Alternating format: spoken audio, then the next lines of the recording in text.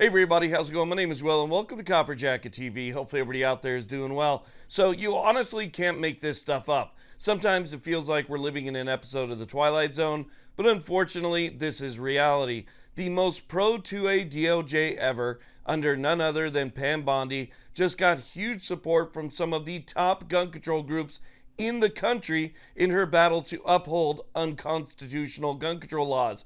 Giffords, Everytown, and Brady are now on board with the DOJ, and it is lighting a firestorm online.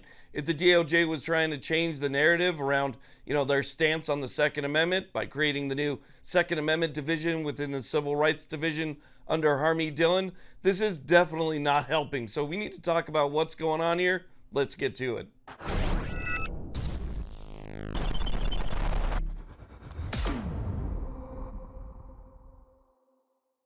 Now, real quick, one of the best ways you can support content like this is simply by subscribing.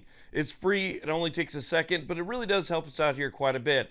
And not only does it help us spread our message, but it also lets the platform know that people want to see content like this. So interacting with the video in any way is definitely very helpful. Thumbs ups are appreciated. Leave a comment down below and let me know what you guys think about today's topic. Okay, so let's go ahead and talk about what's going on here. So as most of you know, the DOJ has decided to vigorously defend the NFA and its registration requirements even after the tax has been zeroed out, and even though Congress sent a letter to the DOJ telling them that their intent was also to remove the registration requirements. As a matter of fact, Congress even told Pam Bondi and the DOJ that they should adopt their position on the matter in future lawsuits, like the one at issue today, which is Silencer Shop Foundation v. ATF.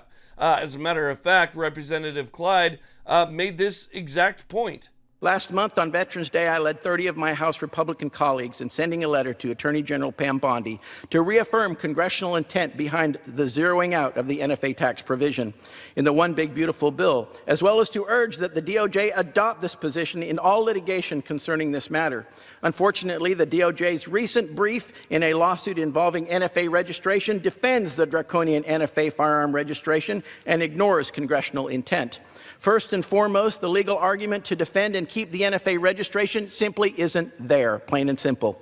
When the One Big Beautiful Bill eliminated the tax on a broad class of firearms regulated under the NFA, the constitutional foundation for applying the NFA's transfer and registration requirements to those zero-tax firearms no longer exists.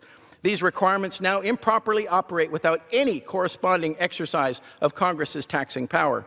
As the Supreme Court upheld the NFA's provisions only as in aid of that taxing power, and since the relevant excise taxes have been repealed, the transfer and registration requirements must likewise be understood as repealed with respect to the firearms now subject to the zero tax. The Department's recent filing ignores this reality and instead offers a theory that would convert the NFA from a tax statute into a freestanding gun registry, an outcome Congress has never authorized and has repeatedly rejected. Even the 1986 Firearm Owners Protection Act prohibited a federal registration scheme, and I quote, "nor that any system of registration of firearms, firearm owners, or firearm transactions or dispositions be established." In addition, when Congress reduced the Obamacare penalty to zero during President Trump's first term, the Department of Justice refused to defend the underlying flawed law. So clearly the DOJ is fully empowered to decline to defend statutory provisions that no longer rest on a valid constitutional basis.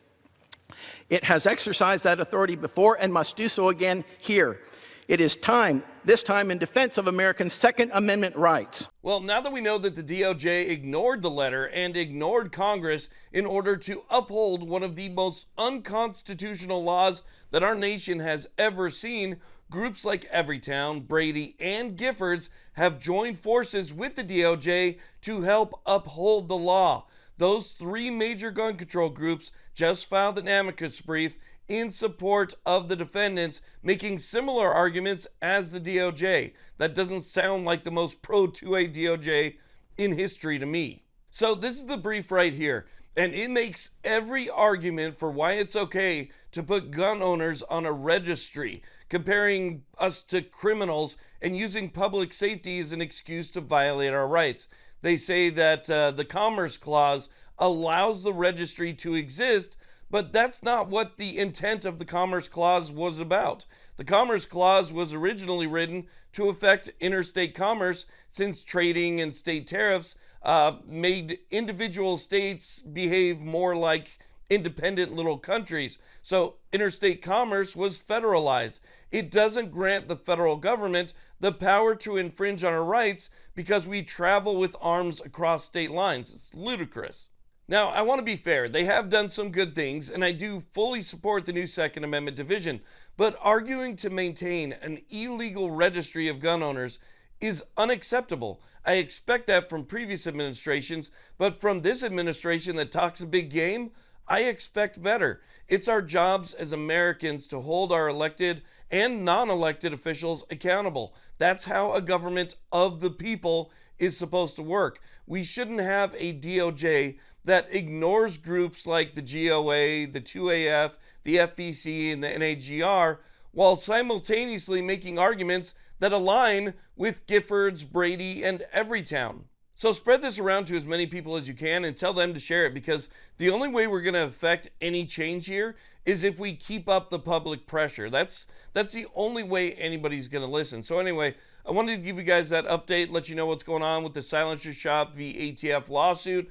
We have, again, some major players that have joined in on the game, and they're siding with the DOJ. So anyway, again, I wanted to let you know about that. I want to thank you all very much for watching. I really do appreciate it. If you haven't subscribed yet, consider hitting that subscribe button. Thumbs up's always appreciated, and that little alarm bell will let you know when new videos come out. Y'all have a great day.